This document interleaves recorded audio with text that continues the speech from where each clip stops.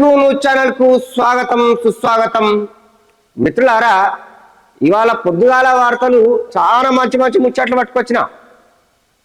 ఇక ఇందులో మరి ముఖ్యమైనటువంటి అంశాలను కొన్నిటిని మనం చూసుకున్నట్టయితే, ఇక ఇందిరమ్మ ఇండ్లు షురు అయినాయి. ఇక ఈ సర్వే అంతా కూడా ఇండ్లకు వచ్చి మరి నిజంగానే వీళ్ళకు ఖాళీ స్థలం ఉన్నదా లేదా, నిజంగా వీళ్ళు అర్హులేనా కాదా, ఇక దీనికి ఒక కమిటీని కూడా వేసిరు. ఇక ఇది ఒక 5 మందితో ఉంది. ఇక ఇందులో ముఖ్యంగా గ్రామ కార్యదర్శి దీనికి కన్వీనర్గా ఉంటాడు. ఇక ఈ సర్వే అంతా కూడా మరి గ్రామాలల్లో మరి విస్తృతంగా జరుగుతుంది. ఇక రాష్ట్ర వ్యాప్తంగా మరి అనేక పట్టణాలలో కూడా జరుగుతుంది. ఇక ఇందులో ఉన్నటువంటి విషయం ఏంటంటే, ఇప్పుడు ఇక నిన్న మంత్రి గారు మాట్లాడుతున్నారు. మంత్రి పొంగిలేటి గారు ఏమంటున్నారు అంటే, ఎట్టి పరిస్థితుల్లో కూడా ఏ విధమైనటువంటి అవినీతి లేకుండా చాలా పారదర్శకంగా ఈ యొక్క సర్వే జరగాలి. ఒకవేళ నిజంగానే ఇందులో ఏమైనా అవకతవకలు జరిగితే మాత్రం ఖచ్చితంగా వేటు తప్పదని నిన్న మంత్రి మరి పొంగులేటి శ్రీనివాసరావు గారు అయితే అంటున్నారు. ఈ పొంగులేటి శ్రీనివాసరెడ్డి ఇక నిన్న ఒక ప్రెస్ మీట్ పెట్టిండు దీని మీద. ఇక మొత్తం మీద అయితే ఈ సంక్రాంతి కట్ట ఈ నిర్మాణ పనులు అనేటివి శురువైతాయట. ఇక వాళ్ళు ఎప్పటి నుంచో ఇందిరమ్మ కాలనీలు కావాలని ఇంతకుముందే చెప్పారు. ఇందిరమ్మ రాజ్యం కావాలి, ఇందిరమ్మ రాజ్యం కావాలంటే ముఖ్యంగా ఇందిరమ్మ, మరి ఇందిరమ్మను గుర్తు చేసుకోవాలంటే ఇండ్ల మీద 3 రంగులు కనబడాలి. ఈ 3 రంగులు మరి ప్రతి ఇంటి మీద కనబడాలంటే ఏం చేయాలి? ఈ ఇందిరమ్మ ఇండ్లను ఇవ్వాలి. ఇక అందులో ముఖ్యంగా మరి గతంలో ఏమైందనంటే, ఇక ఇండ్లులోనికి వచ్చినాయి, ఇక ఇండ్లు లేనోనికి మాత్రం అసలే రాలే. ఎందుకంటే ఏ పార్టీ వాడైతే అధికారంలో ఉంటాడో ఆయా పార్టీ వాళ్ళ మాత్రమే ఇక వీళ్ళు వాళ్ళ కార్యకర్తలకు మాత్రమే ఇచ్చుకోరు తప్ప, పాపం వీడు నిజంగానే లేనోడు, వీనికి నిజంగానే ఇల్లు లేదు, వీడు నిజంగానే లబ్ధిదారుడు, నిజంగానే అర్హుడు, ఇవన్నీ చూడలే. ఇక ఇట్లా కొంత జరిగింది. ఇక దీనివల్ల కూడా గత ప్రభుత్వం మీద చాలా విమర్శలు వచ్చినాయి. అంటే అనేక పథకాలు కూడా ఇట్లనే జరిగినాయి. ఈ పథకాలన్నీ ఇట్లా జరిగిన తర్వాత ఇక మరి మొత్తం మీదనైతే మరి రవంతన్న ప్రభుత్వం ఒక నిర్ణయానికైతే వచ్చింది. ఇక ఈ ఇందిరమ్మ విషయంలో, ఇండ్ల విషయంలో వీళ్ళొక చాలా స్పష్టంగా వీళ్ళు ఏమంటున్నారంటే, మొట్టమొదటిసారిగా మరి స్థలాలు ఉండి కట్టుకోలేనటువంటి వాళ్ళు మొట్టమొదటి ప్రాధాన్యత వీళ్ళకి ఇస్తారు. ఇక దీనికోసము మరి అనేక చోట్ల మరి సర్వే అయితే మొదలైంది. ఇక సంక్రాంతి కాట మొత్తం మీద ఇక నిర్మాణ పనులు కూడా షురు అవుతాయట మరి మంత్రి పొంగిలేటి గారు అంటున్నటువంటి మాట. సో ఏది ఏమైనప్పటికీ కూడా మంచి పరిణామం అని చెప్పాలి. ఇక మరో వార్తల్లోకి వెళ్ళిపోతే, ఇక సంధ్యా థియేటర్ ఘటన, ఈ తొక్కిసలాట ఘటన మనందరికి తెలిసిన విషయం, రోజు చెప్పుకుంటున్నాం మనం కూడా. ఇక దీని మీద ఇక నిన్న చిక్కడపల్లి ఠాణాకు మన అల్లు అర్జున్ అయితే మరి ఆయన విచారణకైతే హాజరు కావడం జరిగింది. దాదాపు 3.5-4 గంటల సేపు ఈయనను విచారణ చేసిరు. ఇక చాలా పకడ్బందీగానే చేసిరు ఈయనను. ఇక ఈయన మరి నా ఏ పొరపాటు లేదు, నేను ఏం చేయలేదని మాట్లాడాడు కదా. ఇక ఇదంతా ఈయనకు ఆ వీడియో ఫుటేజ్ అంతా చూపించిరు ఈయనకు. అంటే ఈయన రాకముందు పరిస్థితి ఎట్లా ఉండే, ఈయన వచ్చినాక ఎట్లా ఉంది, మరి ఈయన మరి టాప్ పైకి ఎక్కి చేతులు ఊపుతున్నటువంటి సమయంలో ఎట్లా ఉండే, తిరిగి ఈయన బాల్కాన మీదికి పోయినప్పుడు ఎట్లా ఉండే, తర్వాత ఈయన లోపలికి తీసుకుపోయేటప్పుడు ఎట్లా ఉంది, బయటకు వచ్చేటప్పుడు ఎట్లా ఉంది. ఇక ఇదంతా సీన్ టు సీన్ మొత్తం కూడా పూసకు వచ్చినట్టు చూపించారు ఇక మనోనికి.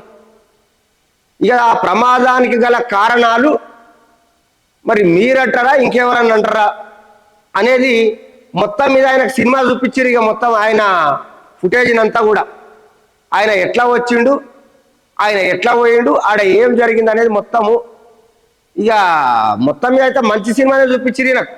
ఇక అవన్నీ చూసిన తర్వాత కొంత మనోడు కొద్దిగా భావోద్వేగానికి గారు అయితే గురైండట. తప్పిదం నా వల్లనే జరిగింది, నా తప్పును సరిదిద్దుకుంటా అని చెప్పి మరి నిన్న మాట్లాడడం అయితే జరిగింది. ఒప్పుకున్నాడు, తప్పునైతే ఒప్పుకున్నాడు, నా వల్లనే జరిగింది తప్పు, ఈ తప్పును నేను ఒప్పుకుంటున్నా, ఈ తప్పును సరి చేసుకుంటా, నేను నాకు అవకాశం ఇస్తాను కూడా మరి ఆయన చెప్పడం అయితే జరిగింది. సరే, ఏది ఏమైనప్పటికీ కూడా తప్పును ఒప్పుకున్నాడు ఆయన. మరి దానికి సంబంధించినటువంటి ఆ కుటుంబానికి ఇప్పటికే అన్ని వర్గాల నుండి మరి మద్దతు అయితే వస్తుంది. అదే విధంగా మరి నిన్న దిల్ రాజు గారు కూడా మరి అమెరికా నుంచి వచ్చిర్రు, ఆయన కూడా ముఖ్యమంత్రిని గారిని కలిసి ఇక మొత్తం మీద మరి సినీ పరిశ్రమకు వాళ్ళలో ఉన్నటువంటి ఆ కొన్ని అనుమానాలను మొత్తం కూడా మరి ఆ అపోహలను ఎట్టి పరిస్థితుల్లో కూడా పూర్తిగా తేటతెల్లలు చేసే విధంగా, ఇక ఒక పూర్తి భరోసాను కల్పించే విధంగా, మరి అదే విధంగా ఆ యొక్క కుటుంబాన్ని మరి ఎవరైతే వెంటిలేషన్ మీద ఉన్నటువంటి బాలుడు ఉన్నాడో ఆయన కూడా పరామర్శించుడు, ఆ కుటుంబానికి మొత్తం మీద ఒక సినీ పరిశ్రమలో పర్మనెంట్ గా ఒక ఉద్యోగం ఇచ్చేటట్టు కూడా మరి ఒక నిర్ణయం అయితే చేయడం అయితే జరిగింది. ఇక మొత్తం మీద ఇక మరి ఇది ఇప్పటితో ఇక రాష్ట్ర వ్యాప్తంగా జరుగుతున్నటువంటి చర్చ మొత్తం కూడా ఆగిపోవాలని, ఇక దీన్ని పెద్దగా చేయొద్దని చెప్పి కూడా మరి వాళ్ళు కోరుకుంటున్నటువంటి సందర్భం. మిత్రులారా, ఇక మరో వార్తల్లోకి వెళ్ళినట్టయితే ఇక ఈ రైస్ మిల్లర్లు ఎవరైతే ఉన్నారో ఈ మిల్లర్లు మొత్తము ఈ బియ్యాన్ని సేకరించి ఈ ప్రభుత్వం కొనుగోలు చేసిన తర్వాత ఈ మిల్లర్లకు అప్పచెప్పింది. ఇక ఈ మిల్లర్లు ఏమో వచ్చినట్టే ఊడ్చి పడేస్తారు. ఈ మిల్లర్లు ఏం చేస్తారు, ఈ ప్రభుత్వం కొనుగోలు చేసినటువంటి ధాన్యాన్ని దాచిపెట్టడం కోసం మిల్లర్లకు అప్పయితే మిల్లర్లు ఏం చేసిర్రు, వచ్చినట్టే బ్లాక్ మార్కెట్కు తరలిస్తారు. ఇది మనం ఇంతకుముందు చెప్పిన ముచ్చట. ఇగో మొన్న కొనుగోలు చేసినటువంటి ధాన్యం పరిస్థితి కూడా ఇవాళ మరి మిల్లుల ధాన్యం లేదట. మొన్ననే జరిగినటువంటి ఏ అయితే పంటలు ఉన్నాయో ఈ ధాన్యాన్ని కొనుగోలు చేసి మరి ప్రభుత్వం మిల్లర్ల దగ్గర వాళ్ళకి అప్పచెప్పిన తర్వాత ధాన్యం మొత్తం మాయమైందట. గతంలో వీళ్ళ మీద కేసులు పెట్టిర్రు, కొంతమంది మీద నోటీసులు ఇచ్చిర్రు. ఈ బియ్యంతో పాటు ఆ బియ్యం నింపే గోన సంచులు, ఈ సంచులను కూడా అమ్మేసిర్రు. కొన్ని కోట్ల రూపాయలు, మామూలు మాట కాదు, 3,000 కోట్ల రూపాయల అవినీతి జరిగింది దీని మీద. మనం దీనికోసం ఒక ప్రత్యేకమైనటువంటి కథనాన్ని కూడా ఏర్పాటు చేసినాం. అయితే ఇప్పటికీ అది కొనసాగుతూనే ఉంది. ఇప్పుడు అంతుబట్టని పరిస్థితి అయిపోయింది. దీన్ని ఎట్లా పాలన అర్థమవుతలేదు. ఇప్పుడు నిజంగానే ఇవాళ ఈ బియ్యం సేకరణ అనేది ఒక తలనొప్పిగా మారింది రాష్ట్ర ప్రభుత్వానికి. దీన్ని బంద్ పెట్టింది. ఇప్పుడు ఈ బియ్యం సేకరణను బంద్ పెట్టింది. మిత్రులారా, ఇక చూడ్రి వీళ్ళ కథ ఎట్లుందో. ఎందుకనంటే ఇవాళ గమ్మతైన విధంగా ఈ 2 సీజన్ల బకాయిలు ఏవైతున్నాయో ఈ 2 సీజన్ల బకాయిలు 17 లక్షల టన్నులట. ఈ 17 లక్షల టన్నులు మరి FCI తీసుకోకపోతే మరి 6,000 కోట్ల రూపాయలు అయితే మరి నష్టం జరిగేటువంటి అవకాశం ఉందట. ఇక చూడండి, మరి కేంద్ర ప్రభుత్వం తొందరగా స్పందించకపోతే ఇక చాలా కష్టమే ఏర్పడే పరిస్థితి ఉంది. ఎవరిని నియంత్రించాలి? ఇలా పరిస్థితి ఏదంటే ఈ ప్రజల సొమ్మునంతా తీసుకపోయి ఏం చేస్తారు, పందికొక్కులు మెక్కినట్టు మెక్కుతారు మిల్లర్లు. పందికొక్కులు ఇట్లా మెక్కినట్టు పోని పందికొక్కులు ఎంత మెక్కుతాయా? మా అంటే కిలోలు మెక్కుతాయి, కింటాలు మెక్కుతాయి. వీళ్ళు టన్నుల కొద్దే మాయం చేస్తారు. వందలాది టన్నులు, వేలాది టన్నులు, లక్షలాది టన్నుల బియ్యాన్ని ఇగో ఈ విధంగా మరి మాయం చేస్తున్నారు. మొత్తం మీద ప్రజాధనం మొత్తం కూడా కొల్లగొడుతున్నారని చెప్పాలి. మరి ఖచ్చితంగా మనం గతంలో కూడా చెప్తున్నాం, వీళ్ళకు నోటీసులు ఇవ్వడం కాదు, వీళ్ళపై క్రిమినల్ చర్యలు తీసుకోవాలని చెప్పి, క్రిమినల్ చర్యలు తీసుకోవాలి. అప్పుడే మాత్రమే కొద్దిగా వీళ్ళని నియంత్రించగలుగుతాం. లేకపోతే మరి ఈ విధంగానే మరి అష్ట కష్టాలు పడవలసి వస్తుంది. ఇప్పటికే మన ఆర్థిక భారం మనం మోయలేని పరిస్థితిలో ఉన్నామని చెప్పి కూడా చెప్పినాం. ఇక మిత్రులారా, ఏది ఏమైనప్పటికీ కూడా ఇక మరో వార్తల్లోకి వెళ్ళినట్టయితే ఇక ఈ ఫ్యూచర్ సిటీ గ్రీన్ ఫీల్డ్ కోసం ఇప్పటికే తెలంగాణ రాష్ట్ర ప్రభుత్వం అనేక సన్నాహాలు, ప్రణాళికలు రూపొందించింది. ఇక దీంట్లో భాగంగా మరి రోడ్ల వెడల్పులు, అదేవిధంగా బ్రిడ్జీలు, వీటి నిర్మాణానికి 2,000 కోట్ల రూపాయలు మరి ఆమోదం అయితే తెలిపింది. మిత్రుల, ఒకటి కాదు, 2,000 కోట్ల రూపాయల ఆమోదం తెలిపింది. ఇది కొంత మంచి శుభవార్త అనే చెప్పాలి. ఎందుకంటే సిటీ అనేది ప్రతిరోజు హైదరాబాద్ అనేది మరి విపరీతమైనటువంటి జనాభా పెరుగుతుండడంతో మరి హైదరాబాద్ అంతా కూడా విస్తరించిపోతుంది, శరవేగంగా విస్తరిస్తుంది. దీని మీద ఎట్టి పరిస్థితుల్లో అనుమానాలు లేవు. చాలా శరవేగంగా మరి విస్తరిస్తున్నటువంటి సందర్భంలో ఇక ఏది ఏమైనప్పటికీ కూడా మరి హైవే నిర్మాణ పనులు చాలా చురుగ్గా జరుగుతున్నాయనే చెప్పాలి. ఇక మరో వార్తల్లోకి వెళ్ళిపోయినట్టయితే ఇక వాతావరణ శాఖ అయితే ఒక హెచ్చరిస్తుంది మిత్రులారా, ఇవాళ రేపాట మోస్తరు వర్షాలు అయితే కురిసేటువంటి అవకాశం ఉందట. వాస్తవంగా మరి రాత్రి నుంచే కొంత మబ్బులు పడ్డాయి. ఇలా పొద్దున 3 గంటల నుంచి 4:30-5 గంటల వరకు మరి చిన్న చిన్న చినుకులు అయితే పడ్డాయి. మరి కొన్ని చోట్లనైతే వర్షాలు బాగానే పడేటువంటి అవకాశం అయితే ఉందట. మరి వాతావరణ శాఖ అయితే మరి హెచ్చరిస్తుంది. ఇక మరో వార్తల్లోకి వెళ్ళినట్టయితే మరి రాజ్యాంగ నిర్మాత బాబాసాహెబ్ డాక్టర్ బిఆర్ అంబేద్కర్ గారిని మరి అవమానించినటువంటి అమిత్ షా గారిని పదవి నుంచి తొలగించాలి అని చెప్పి అంబేద్కర్ సంఘాలు, దళిత సంఘాలు, మరి కార్మికులు, కర్షకులు అనేక వర్గాల నుండి మరి ఆందోళన కార్యక్రమం దేశవ్యాప్తంగా మరి చేపట్టడం అయితే జరిగింది. ఇక నిన్న తెలంగాణలోని కొన్ని చోట్ల మరి విద్యార్థి సంఘ నాయకులు, దళిత సంఘ నాయకులు మరి చాలా మంది కూడా నిన్న రోడ్ల మీదకి వచ్చి ఆందోళన కార్యక్రమం అయితే చేయడం జరిగింది. ఒక ఉన్నతమైనటువంటి పదవులలో ఉండి ఎవరైతే రాజ్యాంగాన్ని రాసిర్రో ఆ రాజ్యాంగం మీద ప్రమాణం చేసి నిండు సభలో అంబేద్కర్ గారిని అవమానించినటువంటి అమిత్ షా గారిని ఆయన పదవిలో ఉండడానికి అనర్హుడు అని చెప్పి అనేక దళిత సంఘాలు, ప్రజా సంఘాలు, మరి అనేక పార్టీలు కూడా ఈ పార్టీలకు అతీతంగా రోడ్ల మీదకి వచ్చి ఇవాళ మరి అమిత్ షా గారి యొక్క వ్యాఖ్యలను ఖండించడం అయితే జరుగుతుంది. ఖచ్చితంగా ఆయనను బర్తరఫ్ చేయాలని అంటారు.